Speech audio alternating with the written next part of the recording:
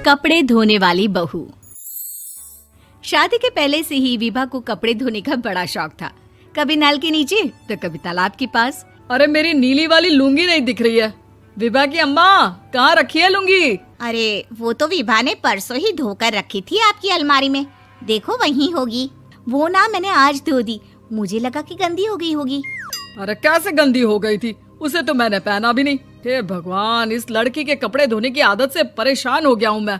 जितना तो घर में राशन नहीं आता, उससे कहीं ज्यादा डिटर्जेंट पाउडर का खर्चा है। इसकी शादी करवा दो, शादी जाए अपने घर में ही करे काम, फिर चाहे घर के कपड़े धोने हो या पूरे गांव के।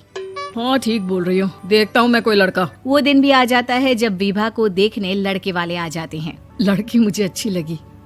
होने वाली सास कहती है, बेटी अगर कुछ पूछना है तो पूछ लो।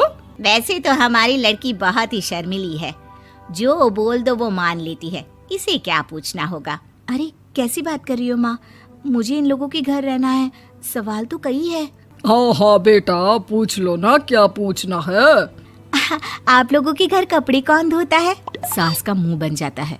देखो, अगर तुम ये कहना चाहती हो कि तुम्हें कपड़े धोने नहीं आते तो सुन लो, कपड़े मैं ही धोती हूँ, लेकिन तुम्हारे आ जाने के बाद मैं रुमाल तक नहीं धोऊंगी। अरे चुप रहना भाग्यवान, बहू बेचारी घर आई नहीं, उसे डराना शुरू कर दिया।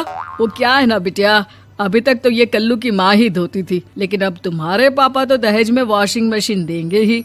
तभी विभा की माँ बोल पड़ती है, सवाल भी पूछा तो क्या। वैसे भाई साहब, मशीन की तो फिर भी कपड़े धोने की कैपेसिटी होती है। मतलब जो बिटिया दे रहे हैं ना विभा, इसे कपड़े धोने का बहुत शौक है। ये आप लोगों के क्या, आस पड़ोस गांव मोहल्ले सबके कपड़े धो दे और उफ तक ना करे।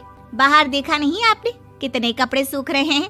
सब हमारी बिटिया ने ही तो धोए हैं। बस भी करो ना माँ, शर्म आ रही इतनी तारीफ सुनकर। और तो और एक दाग निकाल कर दिखाओ तो मान जाऊं। हाँ अच्छा अच्छा, माफ करना बेटा, मैंने गलत समझा। हमें तो रिश्ता बहुत पसंद है। और ऐसे जुड़ जाता है रिश्ता कपड़े धोने का शौक रखने वाली विभा का। उसकी शादी हो जाती है कोयला फैक्ट्री में काम करने वाले कल्लू के साथ। शादी के बाद अचानक विभा चिल्लाती हुई सास के पास आती है। सासू माँ, अरे सासू माँ कहाँ है आप? ये तो धोखा है, धोखा दिया आप लोगों ने मुझे। इसे ससुर के चक्कर के बारे में पता चल गया। अरे तो उसमें तुझे क्यों धोखा मिला है? अरे नल में पानी नहीं आता, कपड़े कैसे कब धुलेंगे? अच्छा अच्छा, तू पानी नहीं आ रहा उसकी बात कर रही है। तो आपने क्या सोचा? कुछ नहीं। अच्छा, तेरी माँ ने कहा था कि कपड़े धोने का शौक है तुझे, याद आया मुझे। शौक शौक बोलकर कपड़े धोने वाले मेरे जुनून को कम ना आके सासू माँ, कपड़ा धोना मेरा गुरूर है। तभी पति भी वहाँ आ जाता है। अभी अभी मैंने इसे सनी देओल की फिल्म दिखाई है, उसी के डायलॉग मार रही है माँ। अच्छा सुन, साफ साफ बता रही हूँ, पानी सुबह 4 से 6 और शाम को 10 से 12 आता है, समझी? विभा टाइमिंग सुनकर हैरान हो जाती है। ये क्या भूतों का मोहल्ला है? सुबह 4 बजे उठकर कौन कपड़े धोता है? 4 बजे टंकी में पानी जाता है, फिर सारा दिन धोना ना, किसने मना किया? अरे कैसी बात कर रही हैं? 200 लीटर की टंकी में कितने कपड़े धो लूंगी मैं? सुबह ही उठ जाऊंगी मैं। अब क्या था, विभा सुबह 4 से लेकर रात के 12 बजे तक कपड़े ही धोती रहती। एक रोज सास पड़ोस से निकलकर कहीं जा रही होती है कि साथ वाली कहती है, हाँ कल्लू की माँ, जरा ये बताओ कि 2 साड़ी है, 2 ब्लाउज और एक पेटीकोट और एक नाड़े वाला लंबा कच्छा। हाँ तो?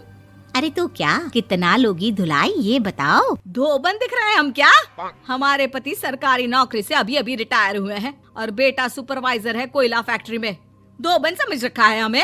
हाय रे कल्लू की अम्मा, माफ कर दो, वो तो मोहल्ले में यही सब बता रहे थे कि तुमने बहू को कपड़ा धुलवाने के काम में लगा दिया है। सास को पड़ोसन की बात सुनकर गुस्सा आ जाता है। वो घर पहुंचती है जहां घर के बाहर ही इतने सारे कपड़े सूख रहे होते हैं जितने कि किसी धोबन के घर पर। अरे ओ कल्लू की दुल्हन, बाहर निकल।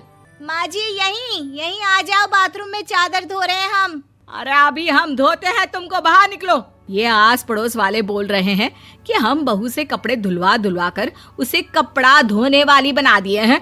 अरे छोड़ो ना माँ जी, किन लोगों की बातों में आती हो? आस पास के लोगों का तो काम ही होता है कि वो किसी तरह सास बहू को लड़ा दे। बहू सारे घर के कपड़े धोती है, ये क्या कम है? बोलिए। सास को भी लग जाता है कि वो बहू का ये सनकीपन नहीं छुड़वा सकती, इससे अच्छा है कि खुद ही चुप हो जाए। एक रोज सास और बहू मंदिर जाते हैं, जहाँ सास की साड़ी वहाँ खड़ी भीख मांगने वाली से मिलती है। माँ जी क्या बात है, आपकी साड़ी उस भिखारन से कितनी मिल रही है ना? हाँ हाँ देखो तो, दोनों की साड़ी मिल रही है। क्या बात है कल्लू की अम्मा, तुम खुद को तो अफसर की बीवी बताती हो और ऐसी सिंपल सी प्लेन साड़ी पहनकर घूमती हो। सिंपल और प्लेन नहीं है ये साड़ी। तो क्या सोने के धागे से फूल बने हैं? कुछ भी सासू माँ, कुछ भी। हाँ बने थे इस साड़ी में सोने के धागे से फूल। मेरे पति लेकर आए थे मद्रास से स्पेशली मेरे लिए 10,000 की। ताहे भाई साहब इस भिखारन के लिए भी सेम टू सेम साड़ी लेकर आए होंगे 10,000 की। सास उस वक्त तो कुछ नहीं कहती, लेकिन बहू के साथ घर आती है और अलमारी से एल्बम निकाल कर लाती है। ये साड़ी देख रही है, ये वही साड़ी है जिसे मैंने अभी पहना था। इस साड़ी में ये जो चमकदार फूल दिख रहे हैं ना, ये सोने के धागों से काढ़े गए हैं। लेकिन तू लोकल वॉशिंग मशीन ब्रश से घिस घिस कर सारे फूलों को निकाल कर साड़ी प्लेन कर दी।